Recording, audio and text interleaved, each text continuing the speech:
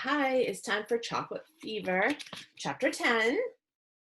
After today, only 2 chapters to go. I'm going to finish it this week. So tomorrow, you'll hear the last 2 chapters. Chapter 10 is Taking a Licking. They traveled for a long time.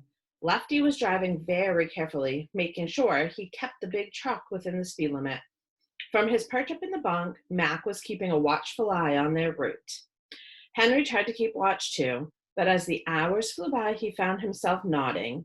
He was soon asleep, his head cradled on Mac's chest. As the first streaks of dawn appeared in the eastern sky, the big man was still holding his arms about the boy, cushioning his body from the shocks and jolts of the road. As the truck shifted gears and slowed, Henry's eyes opened. "Shh," Mac whispered, a finger held to his lips. "Where are we?" Henry whispered in return.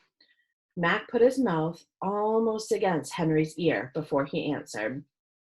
"Far out in the country," he said, "a long way from nowhere." "Now, when we get where we're going," he continued, "I want you to keep a sharp eye on me. Don't do anything sudden, and don't run. Let's just be very careful. You hear?" Henry nodded. He would follow Mac's lead and do just as he was told. The big man was a person you could trust, especially in a tight spot. They were traveling along a 2-lane road now with just a few houses set wide apart. Lefty was driving the big truck very slowly, looking right and left at every crossroad. "Any time now, we're going to turn off," Mac whispered. Henry agreed. They must be very close to the thieves' hideout, he thought. Lefty slowed the truck almost to a crawl and turned down a small dirt road. The truck bounced along the narrow track, turning right and left through the trees, and in a few minutes came to a stop in a grove of pines near a small wooden cabin. When Lefty had turned off the motor, Louis called up to them. "Gentlemen, we have arrived. Last stop, everybody off." Lefty and Louis opened the cab doors and stepped down out of the truck. "Easy now, you two," Louis said as Mac and Henry joined them. "No sudden moves, no funny business, no tricks, right?" "No tricks," Mac said quietly. Louis had his hand on his pocket. The thieves led the boy to the cabin. It had one room, dirty and desperate looking. It had a wooden table and chairs in a corner, and Louis showed Mac and Henry to that direction. There were no windows, no light either. And then Louis lit a small lantern that hung from the rafters. Lefty pulled the chair over near the door and sat there, watching carefully. "Well now," Mac said, "what next?" "What comes next is up to you," Louis said. "If you're smart, we leave you here, and the job is over. Give us trouble? Oh, don't give us trouble." With that, Louis grabbed a chair near Lefty, and the two of them fell into a quiet conversation. Lefty was angry, that much was clear. "What do we do with the load of candy?" they heard him say. Louis spent most of his energy trying to keep Lefty calm. "Looks like our friends over there brought a pack of trouble," Max said to Henry. "Instead of furs, they got something they don't want." "Ha ha," said Henry. They both had a quiet chuckle, followed by several minutes of quiet giggles. When that stopped, Henry asked Mac what was really going to happen. "I don't know," Mac said, "except for this. Either one of them tries to put a hand on you, I will lay them out flat.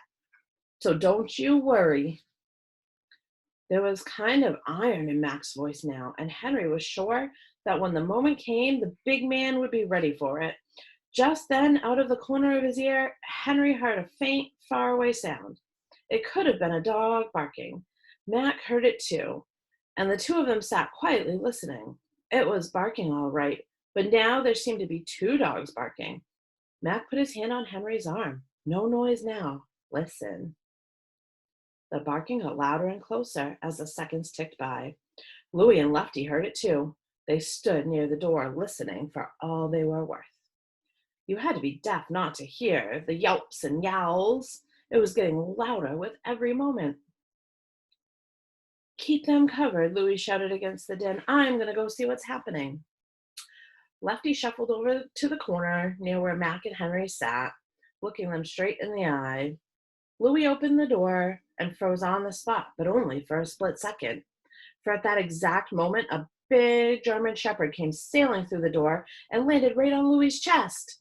Louis was knocked flat on his back. Behind the German shepherd came a whole army of yelping, barking dogs, all headed straight for Henry. Dobermans, brown and white collie, several spaniels and setters, a small French poodle. They were yelping and jumping and barking, enough to fill the little cabin with noise and confusion. Lefty was stunned, speechless, absolutely confused by the dog riot that was taking place before him. But Mac knew what he was about. In a flash, he pounced on Lefty. Then he leaped. Near Louis, Mac whirled towards the confused crooks. Louis was still on the floor. Lefty was surrounded by a pack of yipping, yapping dogs. Even if he wanted to run, he couldn't. Henry, of course, was the star attraction for the animal army. They were licking him as if he were some sort of new dog treat. His arms and legs and face were covered with happy licking dogs.